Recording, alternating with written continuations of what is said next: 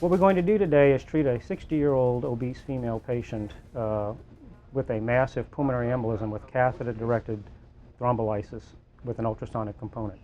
This patient was admitted through the emergency room this morning after a syncopal episode and shortness of breath. A CAT scan was performed which showed a massive saddle pulmonary embolus with extension in the right and left pulmonary arteries. The CAT scan obviously shows an enlarged right ventricle with an RV-LV ratio greater than 2, and we feel that she is an excellent candidate for this procedure, which is a percutaneous procedure in order to lyse the clot in her pulmonary arteries. Venous access is then obtained in the usual fashion.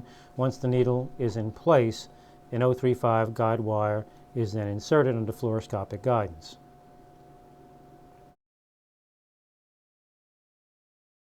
Over the guide wire is inserted a 10 French sheath with 2 ports. This allows us single groin access for both of the 6 French EKOS catheters.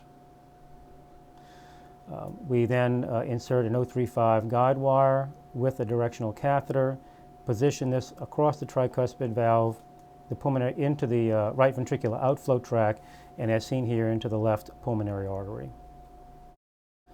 The wire is left in place, the catheter is removed, and the IDDC, or the Intelligent Drug Delivery Catheter by EKOS, is inserted over the guide wire and positioned appropriately into the left pulmonary artery.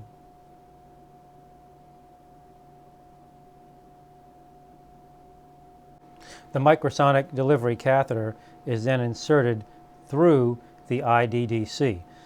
The microsonic delivery catheter is composed of ultrasonic transducers spaced 1 centimeter apart. The catheter, the MSD is then secured to the catheter. The second catheter is then inserted through the other port, and once again the guide wire, with the use of a directional catheter, we like to use an angled pigtail catheter, is put in position in the right pulmonary artery. The catheter is removed, and once again the intelligent drug delivery catheter is inserted over the 035 wire and positioned appropriately.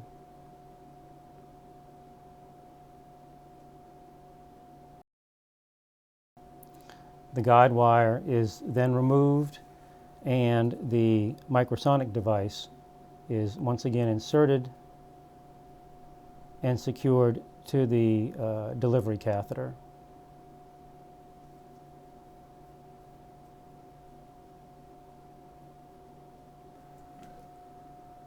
With the 2 catheters in place, the IDDC, or Intelligent Drug Delivery Catheter, and the MSD microsonic device are attached to the cables that will attach to the PT3B ultrasound control unit.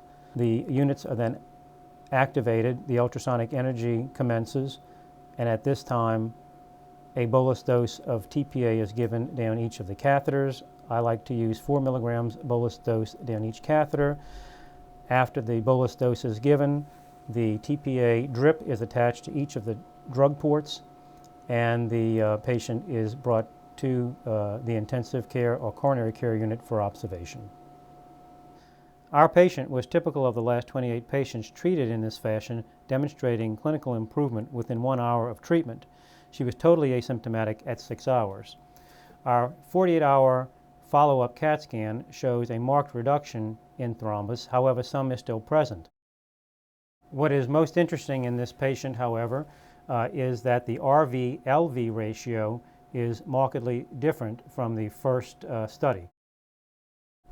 This CAT scan 3 weeks later shows virtually no thrombus remaining in the pulmonary circulation, and the RV-LV ratio now is less than 0.9.